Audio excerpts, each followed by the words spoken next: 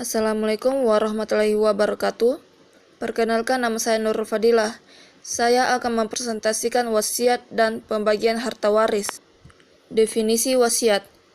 Wasiat adalah pernyataan atau dokumen hukum yang dibuat oleh seseorang yang disebut sebagai pewaris untuk mengatur pembagian harta dan asetnya setelah meninggal dunia.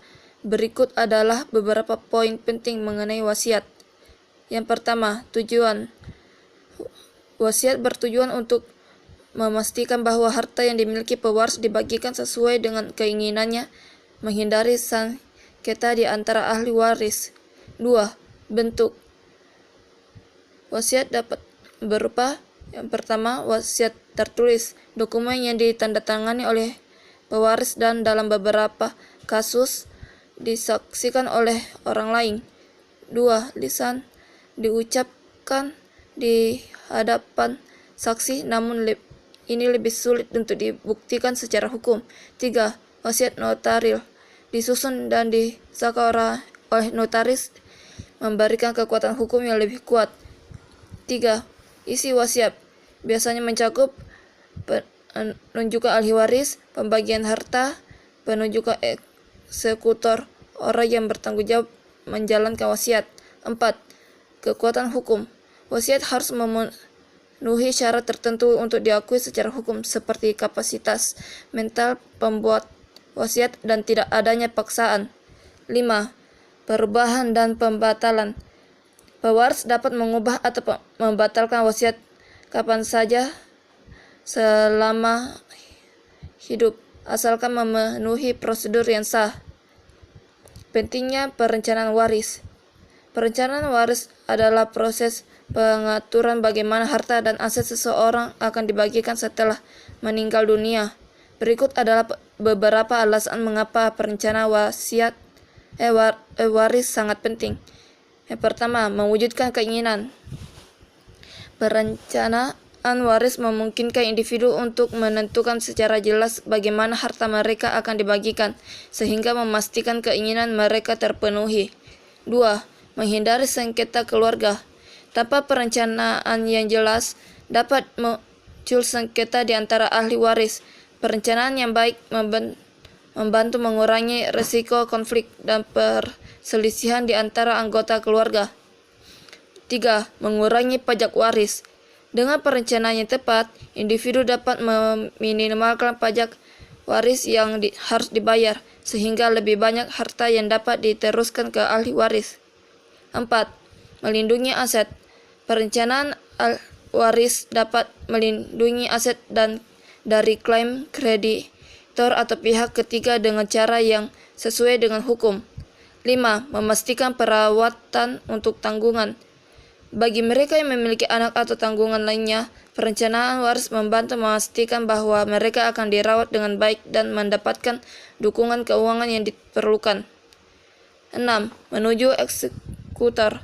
Dalam perencanaan waris, individu dapat menunjuk eksekutor yang bertanggung jawab untuk melaksanakan wasiat dan mengelola aset hingga distribusi selesai. 7. Mengatasi situasi khusus. Perencanaan waris memungkinkan pengaturan untuk situasi khusus seperti anak dengan kebutuhan khusus atau pasangan yang tidak sah secara hukum. Jenis wasiat. Yang pertama, wasiat tertulis.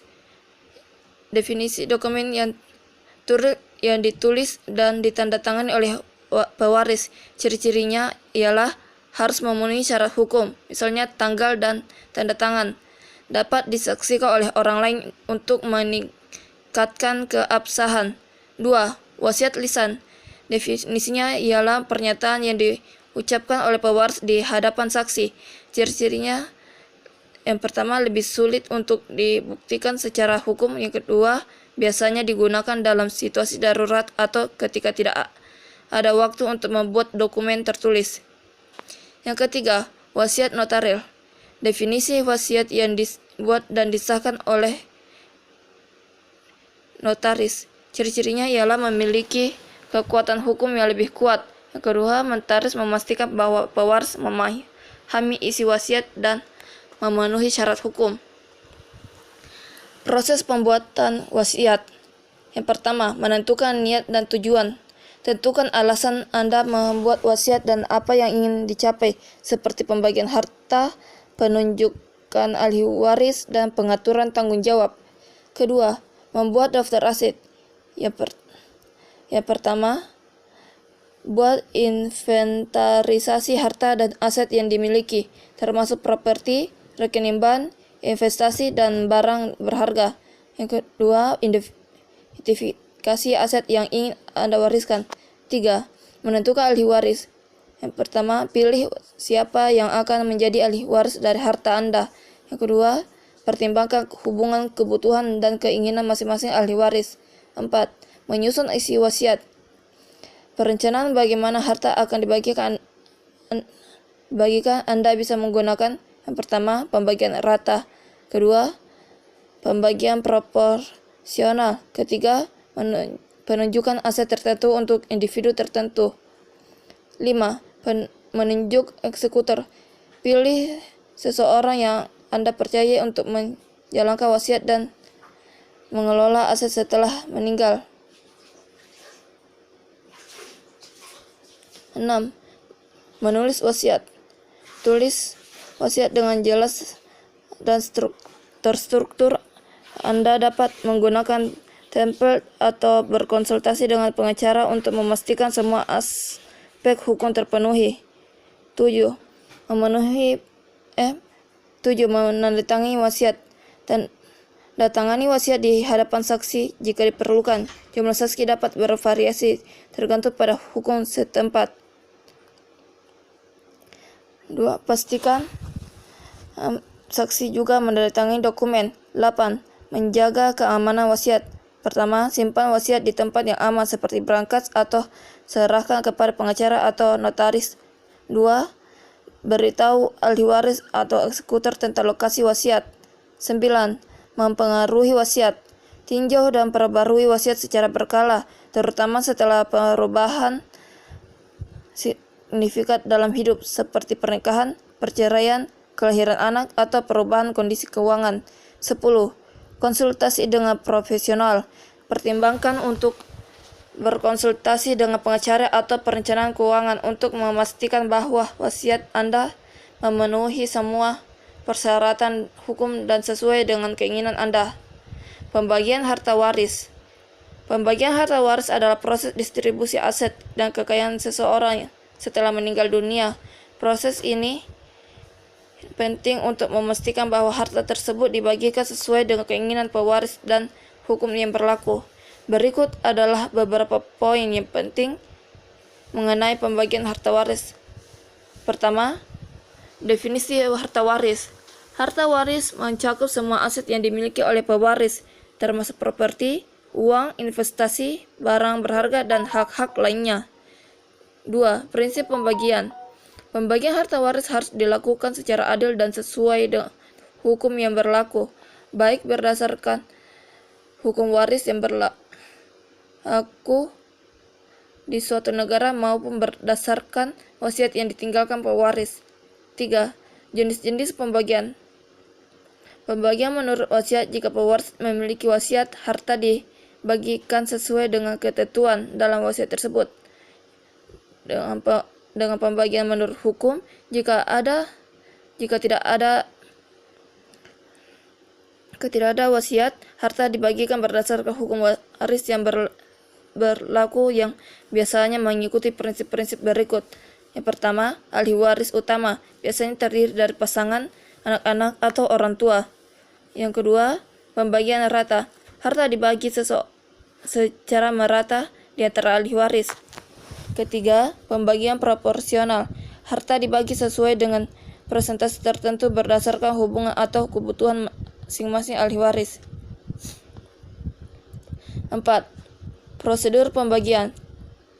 Yang pertama, identifikasi aset. Menentukan semua aset yang termasuk dalam harta waris. Kedua, penilaian aset. Menilai nilai aset untuk menentukan total harta waris. Ketiga, pelunasan utang. Mengurus dan melunasi utang-utang pewaris sebelum pembagian harta kepada ahli waris. Keempat, pembagian aset, melakukan distribusi aset sesuai dengan ketentuan wasiat atau hukum waris. 5. Tantangan dalam pembagian. Pertama, sengketa ahli waris. Perselisihan di antara ahli waris bisa terjadi, terutama jika ada ketidakjelasan dalam wasiat atau jika tidak ada wasiat. 2. Keberatan terhadap wasiat. Ahli waris bisa menggugat wasiat jika mereka merasa bahwa wasiat tersebut tidak sah atau tidak mencerminkan keinginan pewaris. 6. Peran eksekutor. Eksekutor yang ditunjuk dalam wasiat bertanggung jawab untuk mengelola dan melaksanakan pembagian harta waris sesuai dengan ketentuan yang ada. 7. Dokumentasi. Penting untuk mendokumentasi setiap langkah dalam proses pembagian, termasuk persetujuan dari semua ahli waris untuk menghindari konflik di masa depan. Prinsip pembagian harta waris.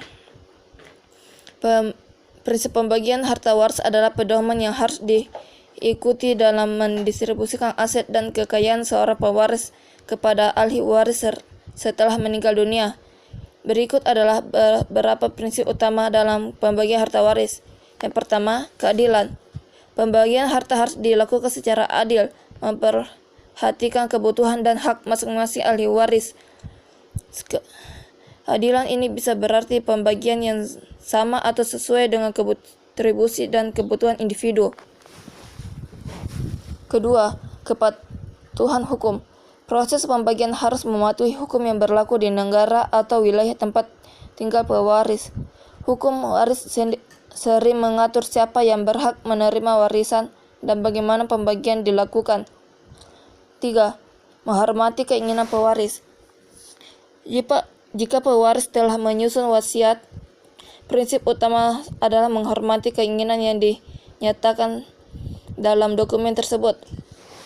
Wasiat harus dijalankan sesuai dengan ketentuan yang ditetapkan oleh pewaris. 4. Transparansi. Proses pembagian harus dilakukan dengan transparan, sehingga semua ahli waris memahami bagaimana dan mengapa aset dibagikan dengan cara tertentu. Ini dapat membantu mencegah sengketa di antara ahli waris. 5. Penyelesaian utang. Sebelum pembagian harta waris, semua utang dan kewajiban pewaris harus dilunasi. Prinsip ini memastikan bahwa ahli waris tidak akan terbebani oleh utang yang ditinggalkan oleh pewaris. 6. Penghormatan terhadap hak masing-masing ahli waris. Setelah ahli waris memiliki hak yang diakui secara hukum, pembagian harta mempertimbangkan hak-hak ini, baik berdasar hukum waris maupun ketentuan dalam wasiat. 7. Pertimbangan keluarga dan tanggung jawab.